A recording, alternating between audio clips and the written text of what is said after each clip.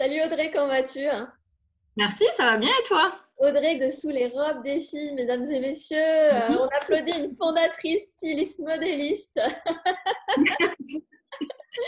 qui a lancé il n'y a pas très longtemps son entreprise et qui est en WIP, mais qui a décidé de travailler en amont son branding.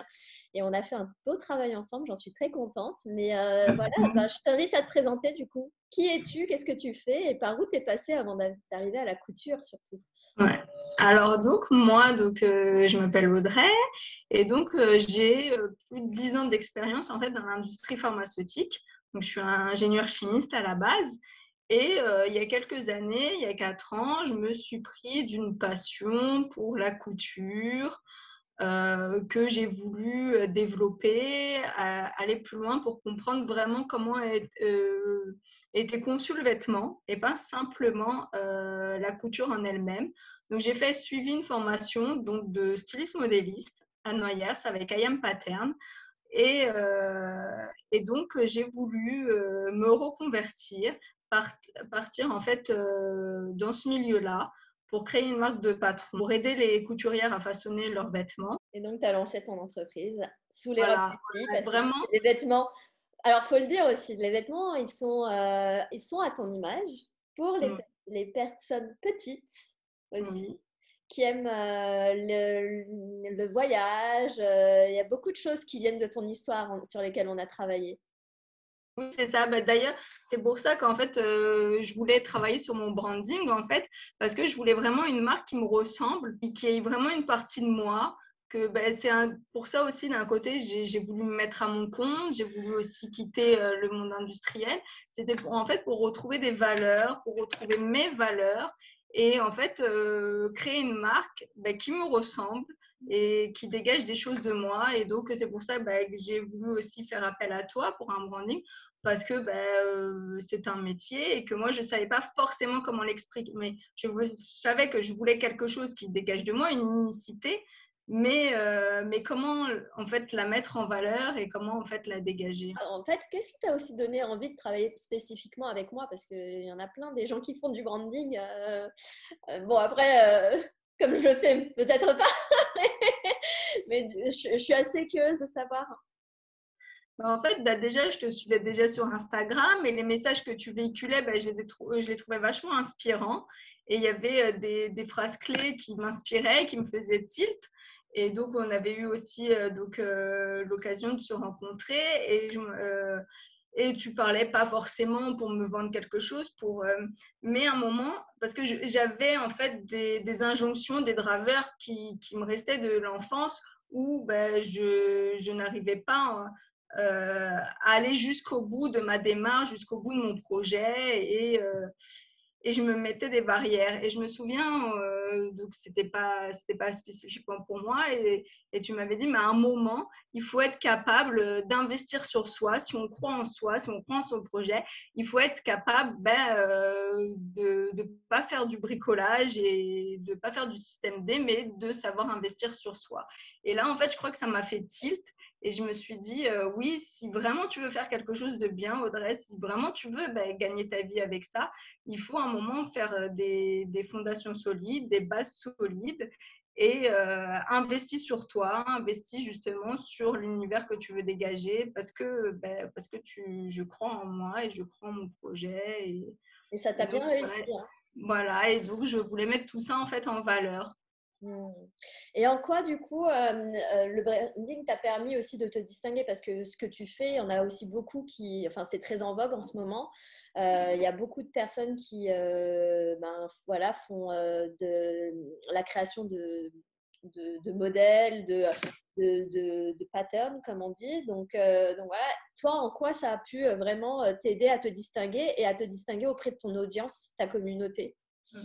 Alors, comme je dis, moi, je voulais vraiment créer, pas simplement juste créer des patrons, créer des vêtements standards. En fait, je voulais une marque qui me représente, donc dégager mon unicité, en fait. Et en fait, au cours de ma vie, j'ai énormément voyagé.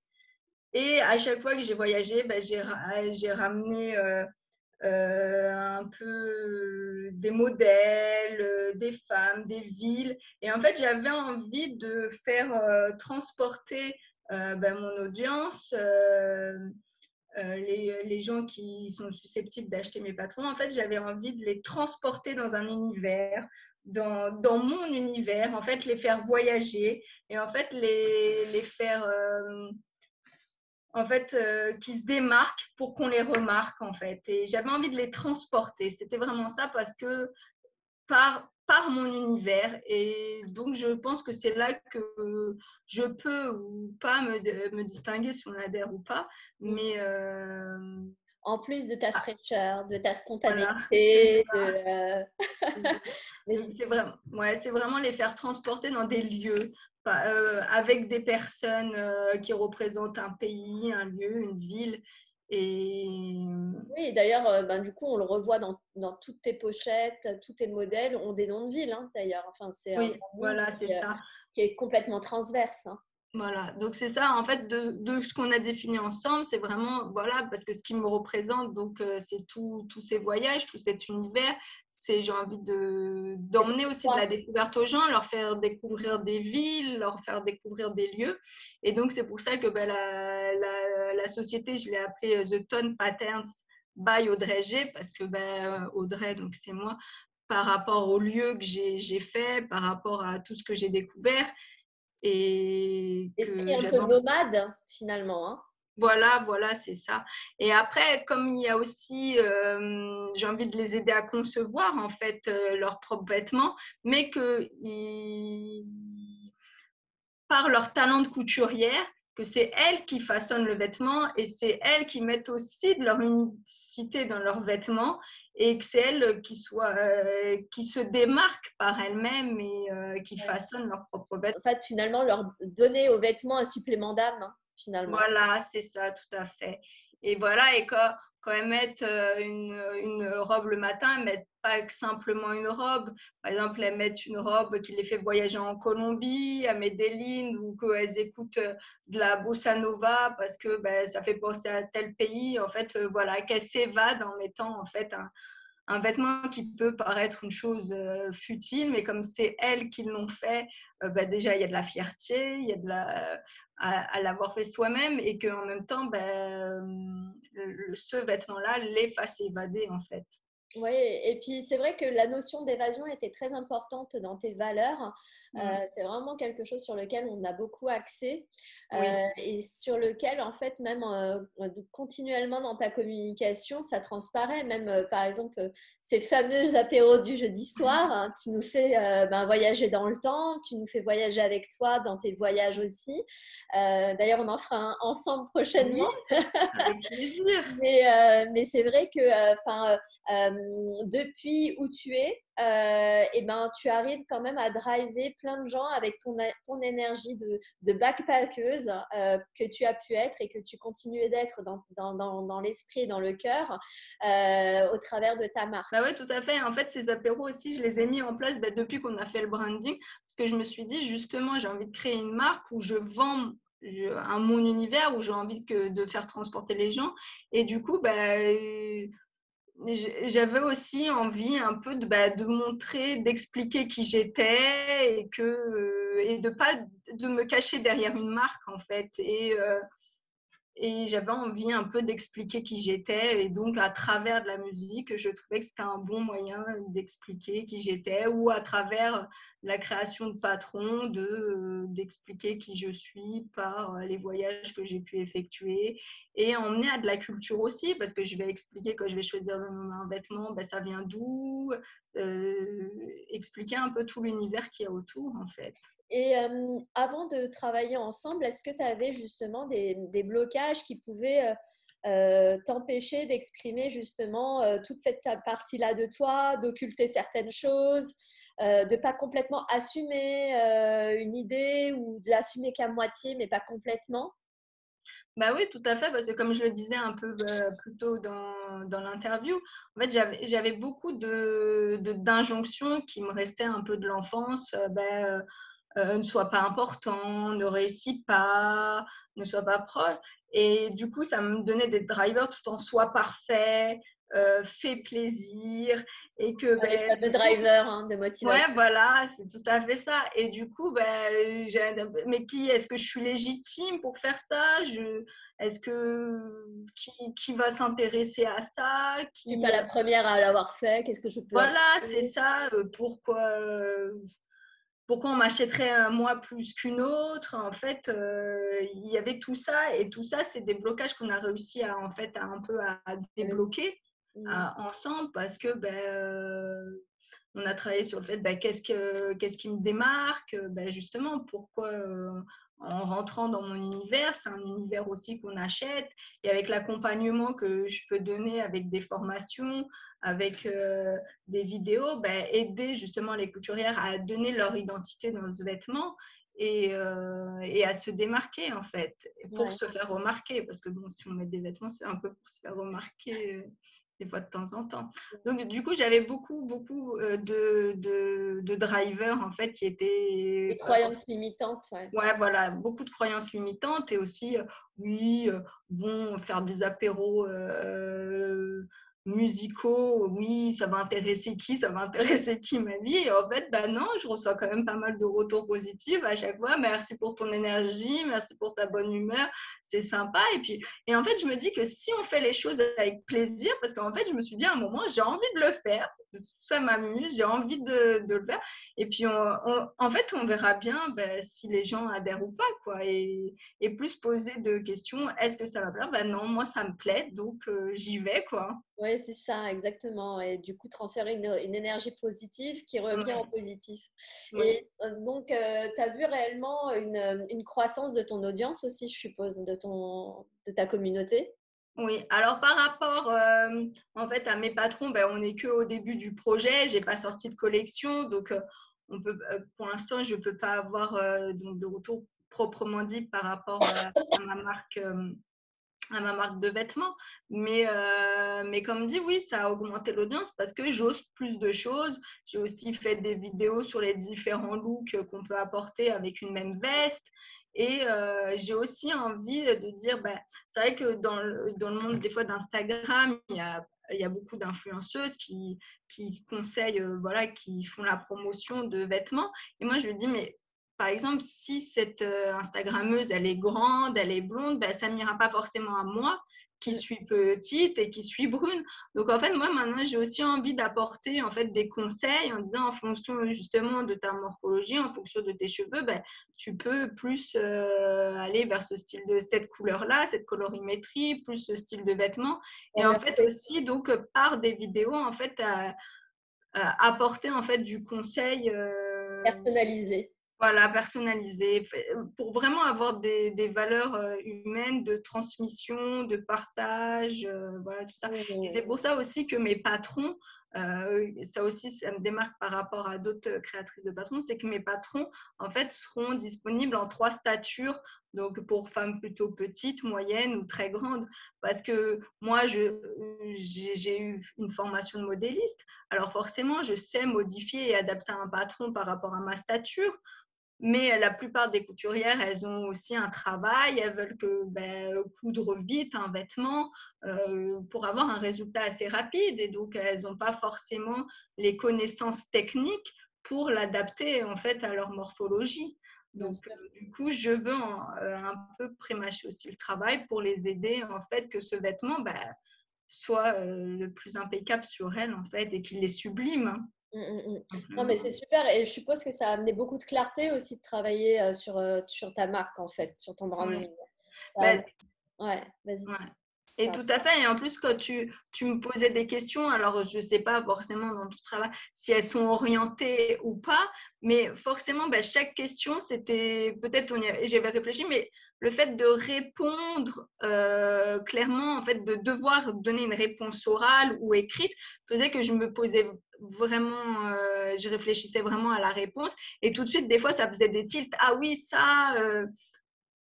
Et que on y pense forcément dans sa tête, mais ça fait pas d'étile parce que justement, il n'y a pas quelqu'un en face qui vous pose la question et Le qui challenge. oriente aussi, hein. Ouais, c'est ça. Ça challenge. Du coup, est-ce qu'il y a quelque chose que tu as particulièrement apprécié dans l'accompagnement? Ben, moi, ce que j'ai beaucoup apprécié, c'est que justement, tu étais vraiment à l'écoute de savoir qui j'étais pour retransposer en fait qui j'étais. Mm. Et pas simplement, en fait, tu n'as pas travaillé pour une marque, en fait, tu as travaillé pour moi. Et on a mis une image en fait par rapport à qui j'étais et pas par rapport à oui, quel sera l'impact marketing, quel sera l'impact commercial, mais plutôt vraiment sur moi. Et je pense effectivement, d'un côté, ça découle de source. Si on dégage de soi et que si on est convaincu de ce qu'on fait parce que ça nous représente, parce que on s'y sent bien, forcément, il y aura des retombées derrière. Hein. Ouais. C'est Oui, logique. de l'authenticité, quoi, en fait. C'est Ça, c'est pas logique. parce qu'on fait du marketing qu'on n'est pas Voilà. authentique, qu'on ne peut pas être aligné, qu'on ne peut pas être franc, qu'on ne peut pas Ben être oui, c'est ça, tout à fait. transparent et raconter juste qui on est, de Voilà. manière structurée et méthodique. Donc, Donc, c'est vrai que du coup, c'était un travail très personnel et que c'était pas du tout, en fait, un accompagnement théorique. Et du coup, après ça, on avait quand même toutes les clés pour pouvoir mettre en pratique ce qui avait été travaillé et pas en disant, maintenant, qu'est-ce que je fais, quoi. donc, Ouais. ce qui est intéressant, alors que toi, tu étais en création d'entreprise, tu as quand même voulu donc pas attendre d'avoir des milliers de clients ou de followers pour travailler ton branding. Tu as voulu travailler ton branding dès le départ et c'est quelque chose que tu recommandes aux entrepreneurs qui se lancent. Bah oui, parce que moi, je trouve, en fait, dans toute entreprise, pour qu'elle soit pérenne, il faut que la base, les fondations soient solides. Et si, donc pour moi, dans les fondations solides, c'est tout ce que la marque représente, tout, pour qu'en fait le démarrage il soit bien, pour que justement les gens ils continuent dans le temps. Je pense que si un démarrage est mauvais, c'est dur de rattraper après. Ça sera Beaucoup de assez travail. compliqué en fait. En tout cas, moi, c'est mon sentiment, ça sera assez compliqué. Donc, je voulais tout de suite en fait avoir les bonnes cartes en main pour faire un démarrage serein du coup et que s'il est serein, on est mieux pour attaquer en fait la suite. Hein. Si au bout d'un moment, il y a à prendre les bases, faut changer. En vrai, on peut travailler son branding à tout moment, mais c'est vrai que Oui, c'est tellement plus simple à la création. Euh, voilà. En fait, on pense souvent que c'est accessoire, or ça l'est pas. Donc, Ouais. Ouais, non, mais c'est ça. En fait, si je fais un peu le parallèle par rapport à mon travail dans l'industrie pharmaceutique en assurance qualité, il était toujours plus facile en fait de mettre des processus à partir d'une feuille blanche que de créer vraiment un système qualité à partir d'une feuille blanche, plutôt que en fait des fois faire une refonte totale du système où il y avait eu déjà des choses qui avaient été mises en place et qui avaient eu des habitudes et c'était toujours plus dur en fait de faire une refonte que de partir sur une page blanche et en fait de créer le système en lui-même. Et donc là je trouve que pour le branding c'est un peu pareil, il est toujours plus simple en fait d'en créer un dès le début, de voir vraiment quelles sont ses valeurs, qu'est-ce qui vous anime et qu'est-ce que vous avez envie de transposer dans votre marque en fait au début qu'une fois que les gens ont pris l'habitude et qu'ils se sont fait une image de votre marque. Parce ouais, que là, il faudra défaire l'image qu'ils ont et construire, c'est quand même assez compliqué. ouais, Donc moi, casser ouais, casser le portrait pour en ouais, reconstruire un nouveau, ouais, c'est sûr. ouais. Et je pense que ça sera encore beaucoup plus d'investissement et beaucoup plus de temps à mettre ça en place. C'est le temps surtout, parce que Ouais. c'est sûr que voilà, la création, ça reste de la création. Maintenant, c'est vrai que Mm. c'est le temps après que les retombées seront beaucoup plus longues, en fait, Oui, tout à fait. à se faire. Ouais, ouais, ouais. Non, non, c'est sûr. Donc, Et puis, c'est vrai que, point de vue temps, quand on est dans la création, on a le temps de réfléchir à tout ça, qu'une fois qu'on est lancé, il faut avancer sur le technique, il faut avancer sur la création de vêtements, sur sortir les collections. Et que, est-ce qu'on a après le temps, oui, à se poser toutes les questions sur sa propre marque et sur les valeurs qu'on y met, ça devient compliqué parce qu'on a la gestion de l'entreprise aussi, on a plusieurs choses à t'aurais pas gérer. fait ça toute seule. Enfin, t'aurais voulu faire ça toute seule. Tu penses que tu aurais pu le faire? Non, je pense pas. Parce que je pense en plus, ce qui est bien, c'est de se faire accompagner. Comme je dis, le fait que tu me posais des questions peut-être qui étaient dirigées, ben, ça me faisait des tilts, ça me faisait réfléchir. Non, moi, je pense que j'avais besoin d'un accompagnement. D'accord. Ok. Bon, bah écoute, merci beaucoup pour ce Bien. retour, hein. C'était un Mhm. plaisir, Audrey. Ben, moi aussi. Et Et clairement, on va se merci. faire une petite caipirinha un Quand de tu ces veux. prochains jeudis, peut-être même ce jeudi. Oui, réfléchis à une chanson, qu'on Les apéros partage et qui te musicaux rappelle de quelque chose. Drégé. J'adore, hein. Sortons nos robes. Ben oui, sortons nos robes. Elles sont malheureuses en ce moment dans nos dressings. Faut Elle leur faire pleure, plaisir. elle pleure avec le mascara, elle Et pleure. oui, c'est ça. Profitons de sortir du rouge à lèvres Bah, tant qu'on n'a écoute, pas de c'est aussi masque. pour ça, tu vois, cette vidéo, moi, ça m'a forcé à me maquiller un tout petit Et peu plus, voilà, tu vois. voilà. Fabuleux. Bon, bah, écoute, merci beaucoup et bah, je Merci te dis à à très toi. vite alors. Merci pour toute ton aide que tu m'as apportée dans cette création. Ah, bah, merci, c'était un plaisir, hein. Des Mm. clients comme Mm. toi, voilà. Il en faudrait en grande fournée, voilà. Et Oh mettez-vous là à là. la couture. On va vous faire J'ai pas voyager. une âme de couturière, moi, je fais faire, mais voilà, Mais je te ferai transporter, tu auras envie. c'est ça. Et peut-être que je prendrai des cours quand tu Voilà. les feras en Voilà, ligne. c'est ça. Ouais, ouais. Ma sœur se met à la couture, peut-être Ah, qu'il bah tu y a vois. peut-être un truc, tu vois. Ah. Bon, bah écoute, merci beaucoup. À très vite. Oui, à très vite. Ciao.